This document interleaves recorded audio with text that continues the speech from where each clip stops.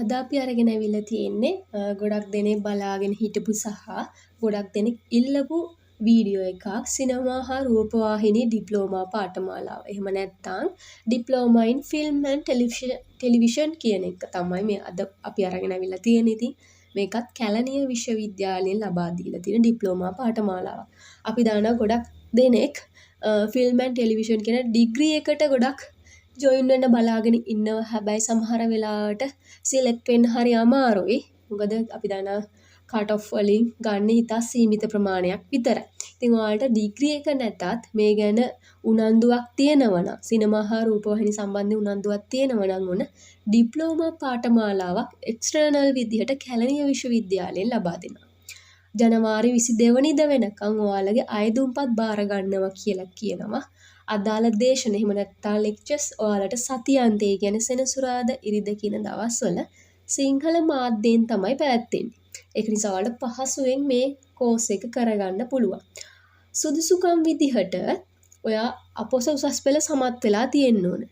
එහෙමත් නැති කෙනෙක් නම් ඔයා අපොස සාමාන්‍ය පෙළ සමත් වෙලා ඒකත් එක්කම ඔයාට අදාළ ශාස්ත්‍රයේ වසර 5ක පළපුරුද්දක් තියෙනවා නම් ඔන්න මේ ඩිප්ලෝමා පාඨමාලාවත් ඔයාට කරන්න පුළුවන්.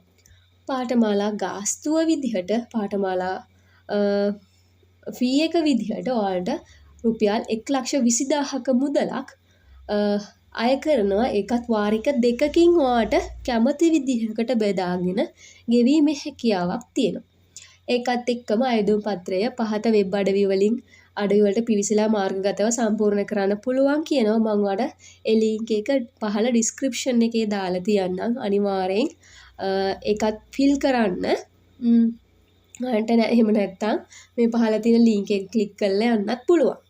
මේක 1 year weekend diploma එකක් SLQF level 3 කියනවා. QR code එක ස්කෑන් කරලත් ඔයාලට මේ විස්තර ගන්න පුළුවන්. ඊට අමතරව වැඩිදුර තොරතුරු සඳහා කියලා ටෙලිෆෝන් නම්බර්ස් දෙකක් දීලා තියෙනවා. සතියේ දිනවල ඔයාලට මේකට කෝල් කරලා තවත් වැඩිදුර විස්තර ඔයාලට දැනගැනීමේ හැකියාවක් තියෙනවා. ඉතින් ඔයාලට මොන හරි ගැටලුවක් තියෙනවා නම් ඔන්න සම්බන්ධ කරගන්න ටෙලිෆෝන් නම්බර්ස් උත් යාලා දීලා තියෙනවා. ඉතින් මේ තියෙන Google form එක ඔයාගේ නම යූසර්නේම් එක වගේ යූසර්නේම් එක සඳහන් කරලා පාස්වර්ඩ් එකක් ගහලා ඉවර වෙලා ඔයාට පුළුවන් මෙතන remember me කියන එක ටික් එක දාලා ඉවරලා login වෙන්න.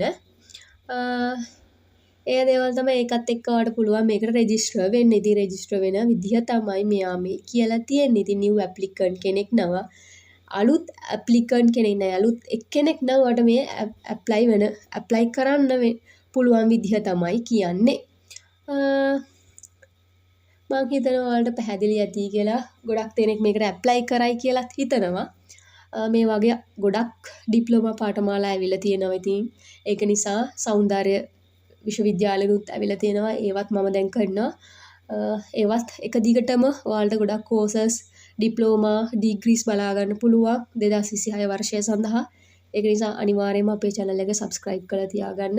මේ වගේ ඩිප්ලෝමා පාඨමාලා හොයපු යාළුවෙක් ඉන්නවනම් අනිවාර්යෙන් යාළුවටත් මේ වීඩියෝ එක share කරන්න.